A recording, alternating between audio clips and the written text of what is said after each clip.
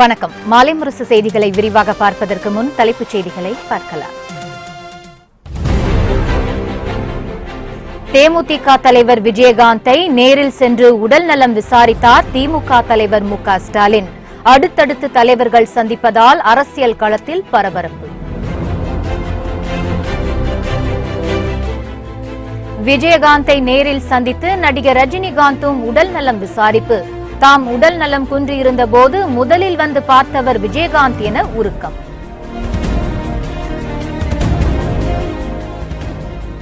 அதிமுக கூட்டணியில் தேமுதிக நடத்தி வரும் பேச்சுவார்த்தையில் இழுபறி இல்லை. ஒரு வாரத்தில் முடிவு அறிவிக்கப்படும் என பிரேமலதா விஜயகாந்த் தகவல்.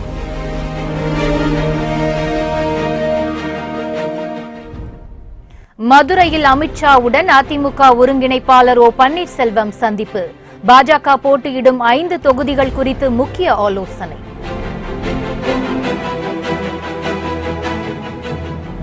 நாடாளுமன்ற தேர்தலில் தனித்து போட்டியிட திட்டமிட்டுள்ளதாக கமலஹாசன் அறிவிப்பு. நடிகர் ரஜினிகாந்த் ஆதரவு தருவார் என நம்பிக்கை. இனி செய்திகளை விரிவாக பார்க்கலாம்.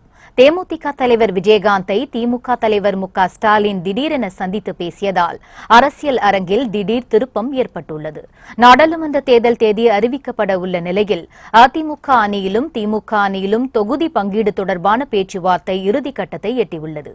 திமுக கூட்டணியில் விஜயகாந்த் இடம் பெறுவாரா இல்லை, அதிமுக கூட்டணியில் இடம்பெறுவாரா என அரசியல் களத்தை உலுக்கி வருகிறது. இந்நிலையில் நேற்று திடீரென திமுக கூட்டணியில் உள்ள தமிழக காங்கிரஸ் கட்சியின் முன்னாள் தலைவர் திருநாவுக்கரசர் விஜயகாந்தை அவரது இல்லத்தில் நேரில் சந்தித்து பேசினார். இது பெரிய பரபரப்பை ஏற்படுத்தியது. ஆனால் அதிமுகவுடன் தான் தேமுதிக கூட்டணி அமைக்கும் என கூறப்பட்டது. இந்நிலையில் அதிரடி திருப்பமாக சென்னை சாலிகிராமத்தில் உள்ள இல்லத்திற்கு சென்ற திமுக தலைவர் மு.க. ஸ்டாலின் விஜயகாந்தை நேரில் சந்தித்து பேசினார். இந்த சந்திப்பின் போது விஜயகாந்தின் உடல்நலம் குறித்தும் ஸ்டாலின் விசாரித்தார். இதன்பின் செய்தியாளர்களுக்கு பேட்டியளித்த அவர் விஜயகாந்துடனான சந்திப்பில் அரசியல் எதுவும் இல்லை என்று கூறினார். அவர் நல்ல முறையிலே தேறி வந்திருக்கிறார். அவர் இன்னும் ஆரோக்கியமாக வாழ்ந்து நாட்டுக்கும் சமுதாயத்திற்கும் பாடுபட வேண்டும், பணியாற்றிட வேண்டும் என்ற என்னுடைய வாழ்த்துக்களை திராவிட முன்னேற்ற கழகத்தின் சார்பில் நான் தெரிவித்துக்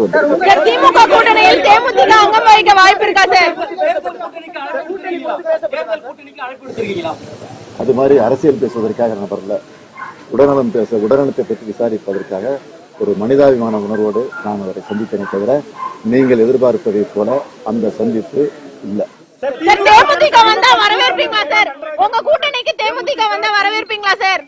உங்களுடைய நல்ல எண்ணத்திற்கு என்னுடைய பாராட்டுக்கள், நன்றி. அதிமுக கூட்டணி பேச்சுவார்த்தையில் இழுபறி இல்லை என பிரேமலதா விஜயகாந்த் தெரிவித்தார். சென்னை சாலிகிராமத்தில் செய்தியாளர்களை சந்தித்த அவர் கூட்டணி குறித்த முடிவை இன்னும் ஒரு வாரத்தில் தேமுதிக தலைவர் விஜயகாந்த் அறிவிப்பார் என கூறினார். தலைவர் அறிவிப்பாரு. இழுபறின்றதெல்லாம் ஒண்ணுமே இல்லப்பா, நல்லா புரிஞ்சுக்க. இது வந்து யூஸ் பண்ற வேர்டு அந்த மாதிரி எந்த இழுபறியும் இல்ல. எங்களுடைய ஸ்ட்ராட்டஜி, எங்களுடைய வலிமை, எங்களுடைய பலம் என்னன்றது தேமுதிக தெரியும். அந்த வலிமை என்ன அப்படிங்கறது நாங்க யோசிச்சு நல்ல முடிவா எடுக்கிறோன்றதுக்காக நாங்க யோசிச்சு, வேற ஒண்ணும் கிடையாது. உடல்நலம் குறித்து விசாரிக்கவே விஜயகாந்தை சந்தித்ததாகவும் இதில் துளிக்கூட அரசியல் இல்லை என நடிகர் ரஜினிகாந்த் திட்டவட்டமாக தெரிவித்துள்ளார். மக்களவைத் தேர்தல் சூடு பிடித்ததை அடுத்து தமிழகத்தில் அதிமுக திமுக கூட்டணி அமைக்க தீவிரம் காட்டி வருகின்றன.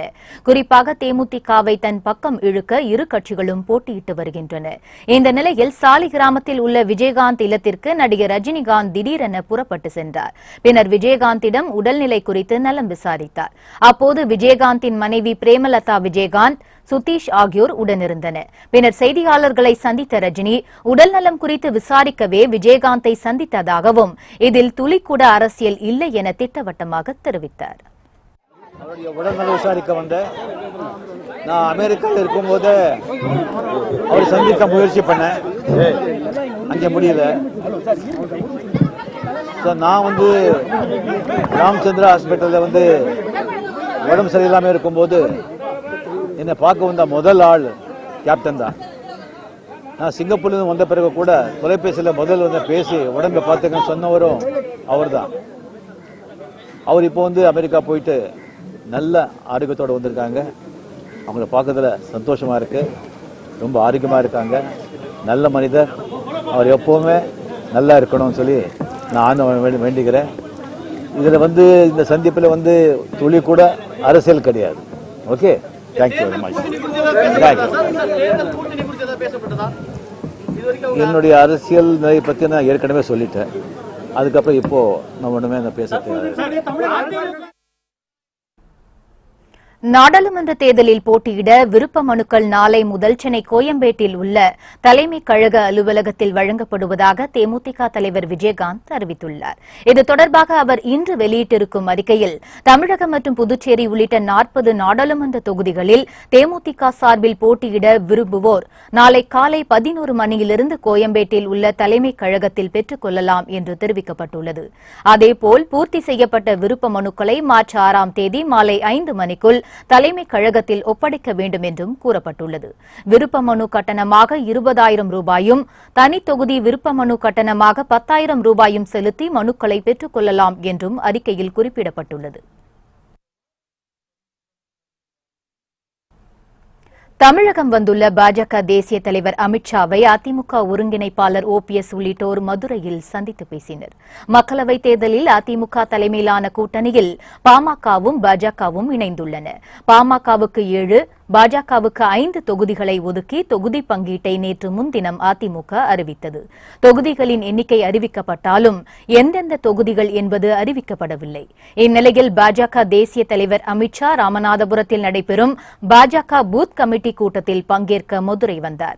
அவரை அதிமுக ஒருங்கிணைப்பாளர் O பன்னீர்செல்வம் மற்றும் அமைச்சர் செல்லூர் ராஜு உள்ளிட்டோர் சந்தித்து பேசினர்.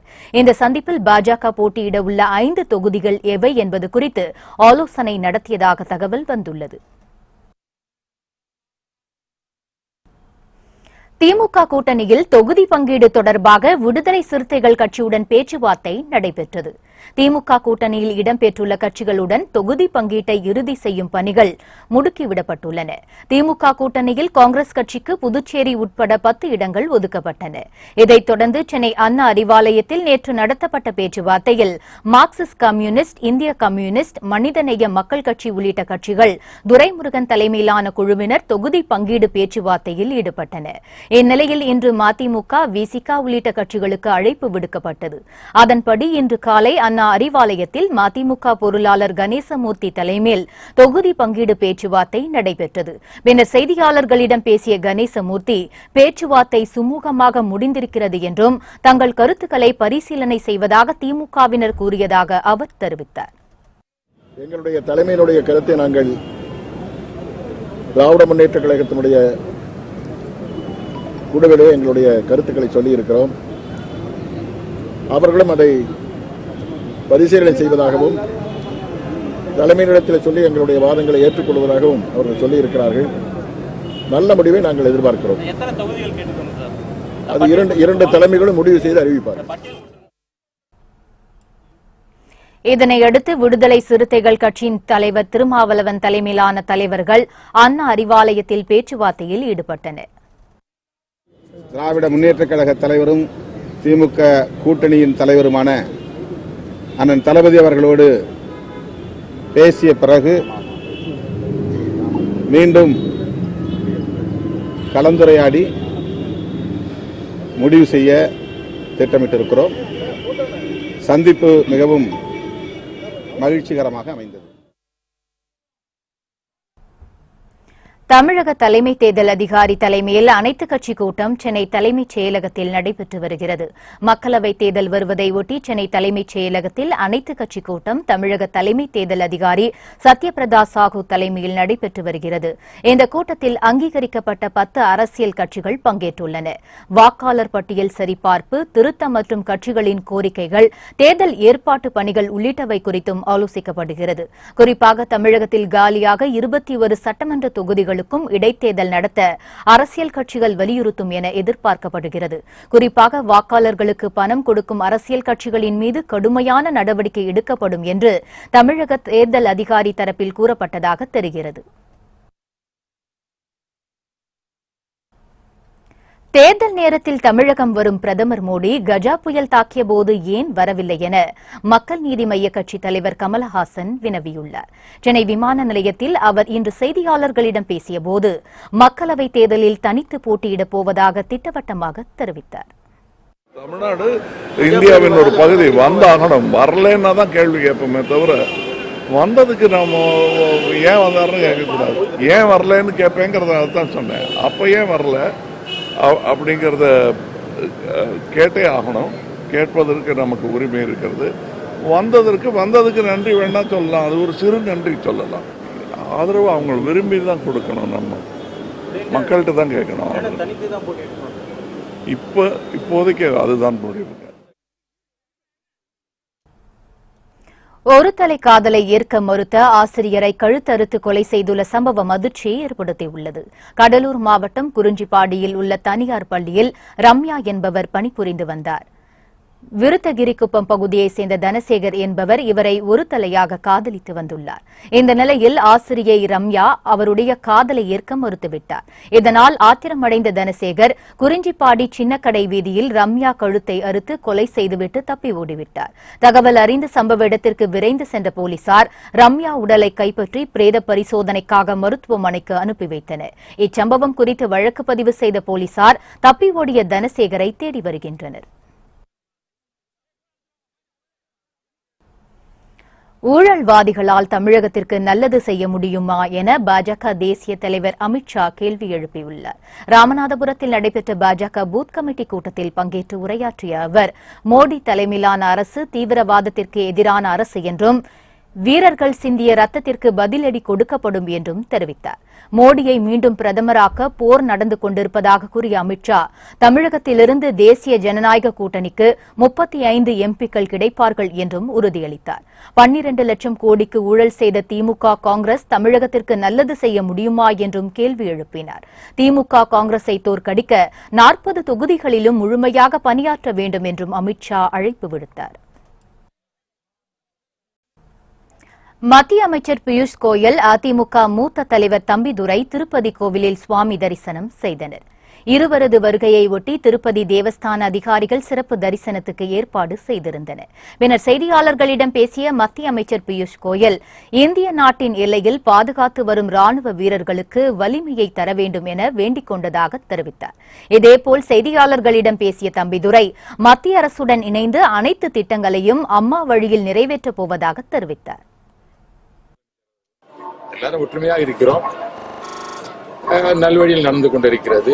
எங்களுடைய தலைமையினுடைய முதலமைச்சர் அவர்களும் துணை முதலமைச்சர் அவர்களும் அந்த குழுக்களும் சரியான முறையில் முடிவெடுத்து தமிழகத்திற்கு நலன் செய்வதற்காக நல்ல ஒரு கூட்டணி அமைத்திருக்கிறார்கள். தமிழகத்துக்கு வேண்டிய அனைத்து திட்டங்களும் முன்பு கிடைக்காமல் இருந்தது, இனிமேல் கிடைக்கும் என்ற நம்பிக்கை எங்களுக்கு இருக்கிறது. சென்னை எழும்பூர் ரயில் நிலையத்தில் நேற்று நள்ளிரவில் கேட்பாரற்று கிடந்த மர்ம சூட்கேஸால் பரபரப்பு ஏற்பட்டது.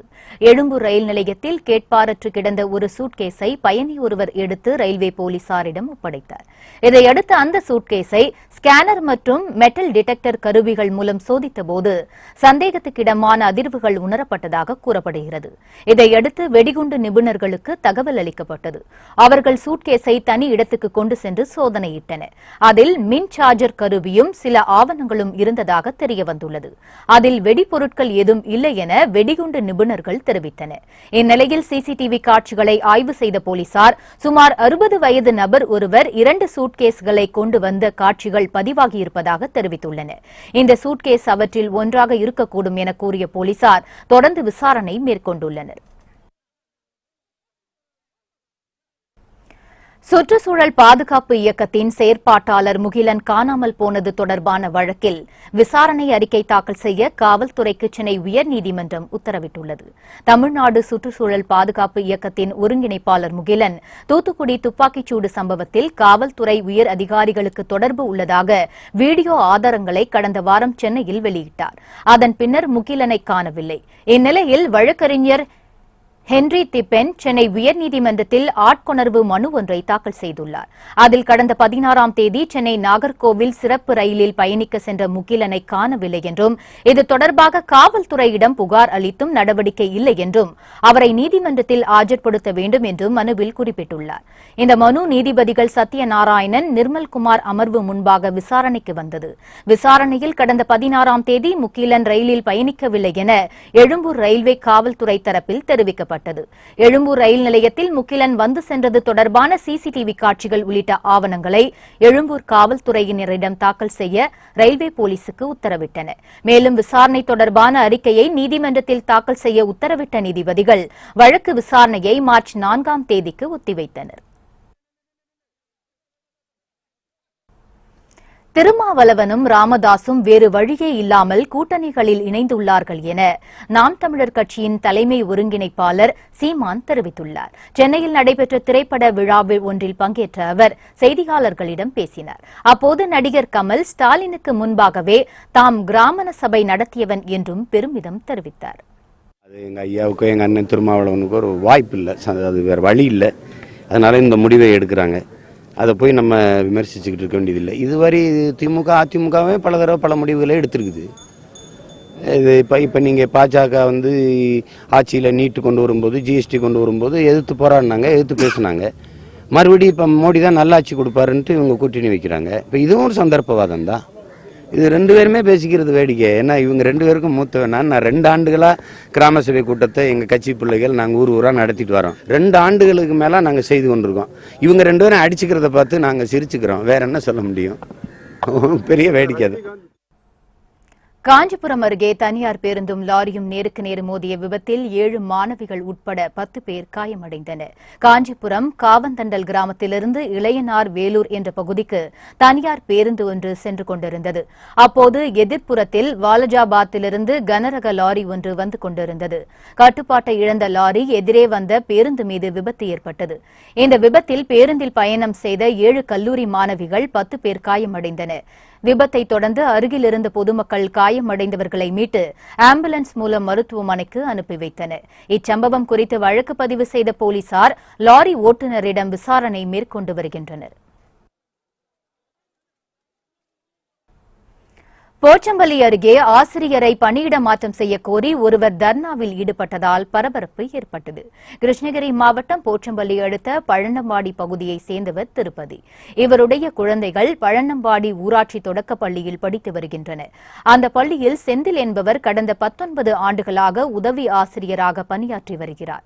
இந்த நிலையில் அவர் மாணவர்களுக்கு சரியாக பாடம் நடத்தவில்லை என்றும், இதுகுறித்து பலமுறை அதிகாரிகளிடம் மனு அளித்தும் நடவடிக்கை எடுக்கவில்லை என்று கூறி திருப்பதி என்பவர் தர்ணாவில் ஈடுபட்டார். பின்னர் தகவல் அறிந்து விரைந்து வந்த போலீசார் திருப்பதியை சமாதானம் செய்து வீட்டுக்கு அனுப்பி வைத்தனர். பாதாள சாக்கடையை சுத்தம் செய்யும் பணிக்கு ரோபோக்களை பயன்படுத்த டெல்லி அரசு முடிவு செய்துள்ளது. இந்தியாவில் துப்புரவு தொழிலாளிகள் விஷவாயு தாக்கி உயிரிழப்பது தொடர்ந்து அதிகரித்து வருகிறது.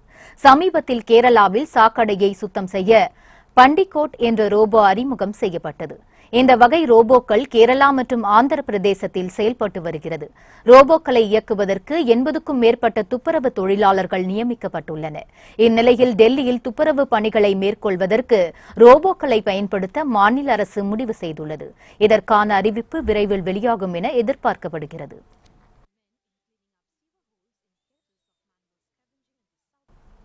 உடல்நலம் பாதிக்கப்பட்டு சிகிச்சை பெற்று திரும்பியுள்ள தேமுதிக தலைவர் விஜயகாந்தை சந்திப்பதில் தவறில்லை என திமுக மாநிலங்களவை உறுப்பினர் கனிமொழி தெரிவித்துள்ளார்.